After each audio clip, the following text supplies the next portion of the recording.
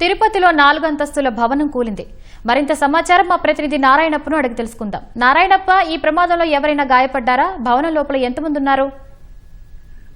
తిరుపతి నగరంలోని ముత్యాలరెడ్డిపల్లి కూడలిలో ఉన్న వాణినగర్ లో ఇవాళ ఉదయం పాత భవనం కూలిపోయింది. దీనికి సంబంధించి అంటే భవనం పక్కనున్న ఖాళీ స్థలంలో కొత్త భవన నిర్మాణానికి సంబంధించి గోతులు తవ్వుతున్న సమయంలో ఈ ప్రమాదం చోటు చేసుకుంది. ఈ ప్రమాదం సమాచారం తెలుసుకున్న వెంటనే నగరపాలక సంస్థ అధికారులు సంఘటనా స్థలానికి చేరుకున్నారు.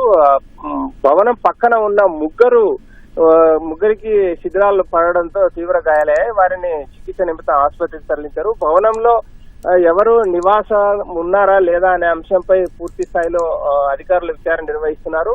శిథిలాలు తొలగించే కార్యక్రమాలు చేపట్టారు. భవనంలో ఎవరు నివాసం లేరని చెప్పి స్థానికంగా ఉన్నవారు అధికారులకు తెలియజేశారు. ఈ నేపథ్యంలో ప్రమాదంలో ఏమైనా మరణాలు సంభవించాయా అనే అంశంపై అధికారులు స్థానికంగా విచారణ నిర్వహిస్తున్నారు.